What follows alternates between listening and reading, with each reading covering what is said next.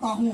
हमें और आपको अपना रिश्ता कुरान करीम से मजबूत करना चाहिए, मजबूत करना चाहिए। बस आखिरी बात कह के बात खत्म कर रहा हूँ।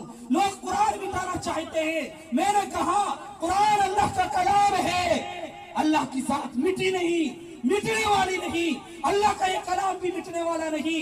इंसान की दास्तानें खत्म हो सकती है, दरख्तों के औराक बोसीदा हो सकते हैं, कलम टुकड़े टुकड़े हो सकते हैं, समंदर के सारे पानी को रोशनाई बना दो, वो खत्म हो सकता है। खुदा की कसम अल्लाह का ये कलाम खत्म होने वाला नहीं। अल्लाह की जात हमेशा से है, हमेशा रहने वाली है। मुसलमानों इत्मीनान रखना, मुसलमानों इत्मीनान रखना, अल्लाह का ये कलाम भी हमेशा हमेशा हमेशा रहेगा, हमेशा रहेगा।